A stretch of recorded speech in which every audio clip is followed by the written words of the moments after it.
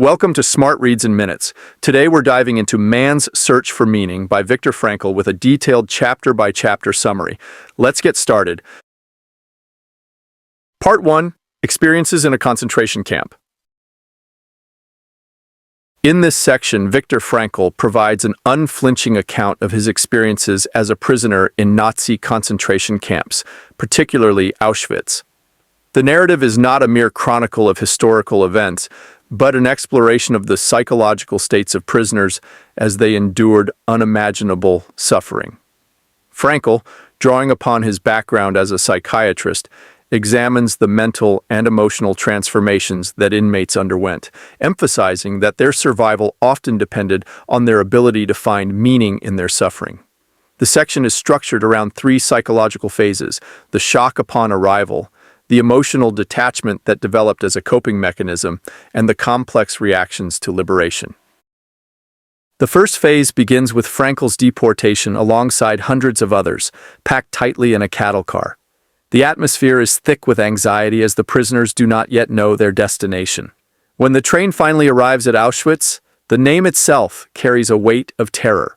Upon stepping off, the prisoners are immediately sorted into groups. A simple motion of an SS officer's hand determines their fate. Those sent to the left go directly to the gas chambers, while those sent to the right are deemed fit for labor. Frankl himself narrowly escapes death in this first selection. The dehumanization process begins at once. Heads are shaved, bodies are stripped, and personal belongings, including precious keepsakes, are confiscated. The realization dawns that life as they knew it is over. Many prisoners still harbor the delusion that they will be reunited with loved ones, but within hours, the brutal reality sets in. Frankl describes how one of the first signs of the psychological impact of imprisonment is the numbing effect of witnessing constant brutality. Inmates watch others being beaten or taken away to their deaths and do not react as their emotions are already shutting down. The second phase, the adaptation to camp life, is characterized by apathy and emotional detachment. The prisoners learn that survival depends on following an unspoken set of rules. Avoid drawing attention to oneself, conserve energy, and focus only on the bare necessities of staying alive. Hunger dominates their thoughts, reducing their existence to the most basic animalistic instincts. Even the smallest morsels of food become objects of obsession, and prisoners make calculations about whether to trade their bread ration for a cigarette or whether to risk punishment to steal an extra spoonful of soup. Frankl describes how the prisoners become desensitized to suffering, both their own and that of others. They no longer flinch at the sight of corpses or the sound of screams. They live in a dreamlike state, moving mechanically through forced labor, their bodies wasting away. Yet Frankl also observes that those who manage to hold on to a sense of purpose, whether it be a deep love for a family member, a personal goal, or even a spiritual belief, are more likely to survive. He recounts moments when, while suffering in freezing temperatures, he would imagine himself standing in a warm lecture hall, giving a talk about the psychological conditions of concentration camp prisoners. This mental exercise gave him a sense of agency, an ability to transcend his current suffering by placing it within a larger context. Despite the dehumanization, Frankl notes that acts of kindness still existed, albeit rarely. He recalls a moment when a foreman secretly gave him a piece of bread, an act that moved him to tears, not because of the food itself, but because of the simple humanity it represented. He also describes the moral paradox of the capos, prisoners who were given power over others in exchange for privileges. Many of them were crueler than the SS officers, eager to maintain their status by brutally enforcing camp rules. This dynamic illustrates the complex nature of human morality. Some prisoners retained their dignity and kindness, while others succumbed to the pressure and became oppressors themselves. The third phase, liberation, brings an unexpected psychological challenge. When the prisoners are finally freed, they do not immediately feel joy. Instead, they experience an overwhelming sense of emptiness. For so long, their existence had been reduced to a singular goal: survival. Now that they were free, many did not know how to process their emotions. Some felt disoriented, unable to believe that the nightmare was truly over. Others experienced deep bitterness, realizing that the world outside had continued without them, often indifferent to their suffering. Frankl describes how, in the days following their release, many freed prisoners lashed out in anger or engaged in behavior they would have previously condemned. The long-suppressed rage and humiliation had to find an outlet. In reflecting on his experience, Frankl concludes that human beings are not solely shaped by their circumstances, but by their responses to them. He argues that even in the most inhumane conditions, one retains the power to choose one's attitude. This realization becomes the foundation of his psychological theory, logotherapy, which emphasizes the necessity of meaning in life. Frankl asserts that suffering itself does not destroy a person. Rather, suffering without purpose does. He maintains that those who found meaning, whether through love, faith, or a personal mission, were able to endure, while those who lost all hope perished. Frankl's account is deeply personal yet universally resonant. He does not present himself as a hero, but rather as an observer of the human condition in its most extreme state. He acknowledges moments of despair, doubt, and fear, but ultimately affirms that even in the depths of suffering, life holds potential meaning. This section of the book serves not only as a historical record, but as a profound meditation on resilience, dignity, and the power of the human spirit to find purpose, even in the face of unimaginable horror. Part 2. Logotherapy in a nutshell. In this section, Viktor Frankl presents an in-depth explanation of logotherapy, his psychological approach that centers on the human search for meaning. Unlike Freudian psychoanalysis, which focuses on the subconscious and unresolved conflicts, and Adlerian psychology, which emphasizes the individual's drive for superiority, logotherapy posits that the primary motivation in human life is not pleasure or power, but meaning. Frankl argues that this will to meaning is the fundamental force that shapes human experience. When individuals struggle to find purpose in their lives, they may experience existential frustration, a condition that can manifest as depression, aggression, or addiction. In contrast to traditional psychotherapy, which often dwells on past traumas, logotherapy is future-oriented, helping patients discover meaning in their current and future lives. Frankl explains that many modern individuals suffer from an existential vacuum, a condition in which they feel a deep sense of emptiness and purposelessness. This vacuum is particularly prevalent in Western societies where traditional values have eroded and people are left without a clear sense of direction.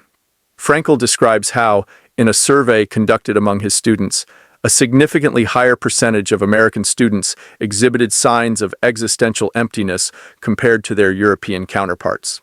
This lack of meaning can lead individuals to compensate through the pursuit of pleasure, hedonism, power, or material wealth. Yet none of these provide the fulfillment they seek. The symptoms of existential frustration, he notes, often masquerade as psychological illnesses, but are actually rooted in a deeper spiritual crisis. A key principle of logotherapy is that meaning is not something abstract or universal, but is unique to each individual and each moment. Frankl compares this to asking a chess grandmaster for the best possible move in a game. It entirely depends on the specific situation. Likewise, the meaning of life varies from person to person and from moment to moment. Meaning can be discovered in three ways: through work, creating or accomplishing something; through love, deep connections with others; and through suffering, by adopting an attitude of resilience in the face of unavoidable hardship. Frankl stresses that suffering in itself does not provide meaning, but one's response to it can. When a person is no longer able to change their external circumstances, they still have the freedom to change their attitude toward their suffering. Logotherapy's emphasis on responsibleness is central to its philosophy. Frankl argues that instead of asking what the meaning of life is, people should recognize that life is constantly questioning them. Each person is responsible for answering this question through their actions and attitudes. He presents a thought experiment that encourages individuals to live as though they are experiencing life for the second time, but with the knowledge that they had previously made many mistakes. This perspective fosters a heightened sense of responsibility and awareness of the finite nature of life. He insists that logotherapy does not impose values on individuals, but instead helps them uncover what they already find meaningful. Frankl contrasts logotherapy with psychoanalysis by explaining that logotherapy is less introspective and more focused on guiding individuals toward meaning. He describes the role of the logotherapist as similar to that of an ophthalmologist rather than a painter. Whereas a painter presents their own interpretation of reality, an ophthalmologist helps people see reality more clearly. In therapy, patients are not taught what to value but are assisted in discovering their own unique responsibilities. The process of finding meaning is inherently outward-looking, as Frankl describes the self-transcendence of human existence, the idea that true fulfillment comes not from seeking self-actualization but from dedicating oneself to a greater cause or to the well-being of others. The section also explores noogenic neuroses, which Frankl defines as mental health issues arising from existential distress rather than from psychological conflicts. Unlike traditional neuroses, which stem from unresolved emotional struggles, noogenic neuroses are caused by a crisis of meaning. Frankl argues that treating such cases with standard psychotherapy, or worse, with medication, is ineffective because it fails to address the root cause. Instead, he suggests that existential distress should be seen as a normal part of human growth, something to be navigated rather than suppressed. He firmly rejects the idea that every psychological struggle should be pathologized and insists that existential crises can be opportunities for profound transformation. Frankl introduces the concept of noodynamics, which describes the healthy tension that exists between what a person has already achieved and what they still aspire to accomplish. Rather than seeking a state of equilibrium, people thrive when they are striving towards something meaningful. He warns against the modern trend of avoiding challenges in the name of comfort, arguing that too much ease leads to boredom and despair. Instead, humans need to be challenged by life, given opportunities to overcome obstacles and to achieve personal fulfillment through their efforts. A crucial component of logotherapy is paradoxical intention, a technique developed to treat anxiety disorders. Frankl explains that fear often leads to self-fulfilling prophecies. For example, someone afraid of blushing in public may become so anxious about it that they actually do blush. Similarly, excessive effort to fall asleep can lead to insomnia. Paradoxical intention encourages patients to deliberately engage in the behavior they fear, breaking the cycle of anticipatory anxiety. By confronting their fears with humor and exaggeration, individuals can often diminish their symptoms. Frankl provides several examples of patients overcoming severe phobias using this method. Another key concept in logotherapy is dereflection, which helps individuals shift their focus away from obsessive self-reflection and toward engagement with the world. Frankl explains that many psychological struggles arise when people become overly fixated on their inner state, a tendency that exacerbates anxiety and depression. By redirecting their attention outward to meaningful tasks, relationships, or acts of service, individuals can break free from this self-centered cycle and reconnect with life's purpose. Frankl concludes this section with a critique of pandeterminism, the belief that human behavior is entirely shaped by biological, psychological, or social forces. He argues that while humans are influenced by these factors, they are not wholly defined by them. People always retain the ability to choose their response to circumstances, no matter how difficult. Drawing from his concentration camp experiences, he emphasizes that even in the most extreme conditions, individuals have the power to maintain their dignity and sense of meaning. He recounts the behavior of prisoners in Auschwitz, some who sank into depravity and selfishness, and others who displayed remarkable kindness and resilience. These contrasting responses demonstrate that human beings are not passive victims of their environment, but active participants in shaping their own destiny.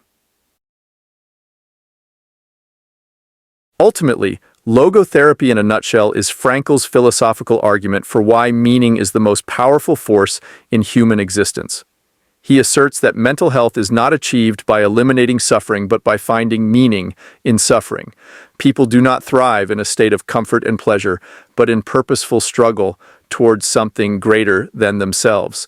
The true measure of human strength lies in the ability to transform suffering into achievement, and in recognizing that even in the face of inevitable hardship, life remains profoundly meaningful. Part 3. The case for a tragic optimism. In this postscript, Viktor Frankl explores the concept of tragic optimism, a perspective that maintains hope and meaning despite life's inevitable suffering. He frames this idea against what he calls the tragic triad, the three unavoidable aspects of human existence: pain, guilt, and death. The central question of this section is how one can say yes to life in spite of suffering. Frankl argues that the answer lies in the human ability to transform suffering into accomplishment, guilt into self-improvement, and the fleeting nature of life into motivation for meaningful action. Frankl begins by rejecting the notion that optimism can be forced or artificially imposed. He critiques the cultural tendency, especially prominent in America, of demanding happiness as though it were a duty. He insists that happiness cannot be pursued directly. Rather, it must emerge as a byproduct of having a meaningful purpose. Just as laughter cannot be commanded but must be evoked by something genuinely humorous, happiness comes from discovering a reason to be happy. Frankl illustrates this with a critique of hyperintention, a psychological phenomenon in which excessive focus on an outcome makes it less attainable. This, he argues, applies not only to happiness, but also to pleasure and even love. The more one fixates on attaining these states, the more elusive they become. He then delves into the consequences of meaninglessness, which he identifies as a primary cause of modern mental distress. He describes an existential vacuum, a widespread sense of emptiness that leaves people feeling lost. This vacuum, he argues, is responsible for what he calls a mass neurotic syndrome, manifesting in depression, aggression, and addiction. He provides empirical evidence that meaninglessness contributes to self-destructive behavior. For instance, he references studies on young people suffering from what he calls unemployment neurosis, a condition where individuals equate joblessness with uselessness and therefore with a meaningless life. Frankl observed that when these individuals were encouraged to engage in volunteer work or meaningful activities, their depression lifted, even though their economic situation remained unchanged. Frankl extends this argument to discuss suicide prevention, drawing on his experience working in a psychiatric hospital where he treated thousands of severely depressed patients. He found that those who attempted suicide often later expressed gratitude that they had survived, as they eventually discovered meaning in their lives. He asserts that had these individuals been aware of a future purpose worth living for, their suicidal impulses might have been prevented. This underscores one of the core tenets of logotherapy, that human beings can endure immense suffering if they believe it serves a meaningful purpose. Turning to guilt, Frankl explores the idea of mysterium iniquitatis, or the mystery of evil. He challenges deterministic views that attribute all criminal behavior to psychological or social factors. He argues that completely explaining crime in this way effectively removes personal responsibility, treating criminals as mere machines rather than as moral agents. Even prisoners, he claims, resent being reduced to products of their environment. They prefer to be held accountable for their actions, as this affirms their dignity as human beings. He recounts a story of an ex-convict who found meaning by helping others through logotherapy, demonstrating how individuals can use guilt as a catalyst for self-improvement rather than as a source of despair. Frankl then discusses death as the third component of the tragic triad. He argues that the inevitability of death should not lead to nihilism, but should instead inspire a greater appreciation for life. The transitory nature of existence makes each moment valuable. He proposes a thought experiment. Imagine living life for the second time, but with full awareness of past mistakes. This perspective, he suggests, fosters a deeper sense of responsibility and urgency in making the most of one's time. He counters the fear of aging by asserting that the elderly, rather than lamenting lost opportunities, should recognize that they possess something irreplaceable, the meaning they have already fulfilled in their lives. Unlike the young, who still have uncertainties ahead, older individuals can look back on lives filled with actualized meaning, which remains forever preserved in the past. Frankl warns against the dangers of nihilism, particularly the modern tendency to equate human value with utility. In a society obsessed with productivity and achievement, those who are elderly, ill, or disabled are often seen as burdens rather than as individuals with intrinsic worth. He condemns this view as dangerously close to the logic that justified the Nazi euthanasia program. Instead, he asserts that human dignity is not dependent on usefulness. Rather, it is grounded in the meaning that individuals have realized throughout their lives. Frankl reinforces his arguments with real-life examples. He tells the story of Jerry Long, a man who was paralyzed from the neck down in a diving accident. Despite his condition, Long refused to succumb to despair. Instead, he pursued education and even began studying psychology, believing that his suffering gave him a unique ability to help others. He summarized his outlook with the phrase, "I broke my neck, it didn't break me." Frankl presents Long's story as an example of the defiant power of the human spirit, a central theme in logotherapy. This, he asserts, is the essence of tragic optimism, the ability to find meaning not in spite of suffering, but through it. Ultimately, Frankl concludes that life's meaning is unconditional. It exists even in the most miserable circumstances. He reaffirms that suffering, while not inherently meaningful, can be transformed into a source of strength and growth if approached with the right attitude. By accepting pain, learning from guilt, and embracing life's impermanence, individuals can cultivate a resilient, meaningful existence. Frankl's tragic optimism is not a naive denial of suffering, but an affirmation of life's potential, even in the face of its harshest realities. And that's a wrap on Man's Search for Meaning by Viktor Frankl. If you found these insights valuable, please give this video a like and subscribe to the channel. I'd love to hear your biggest takeaways, and if there's a book you'd like me to summarize next, let me know in the comments. See you in the next one, with much love and gratitude.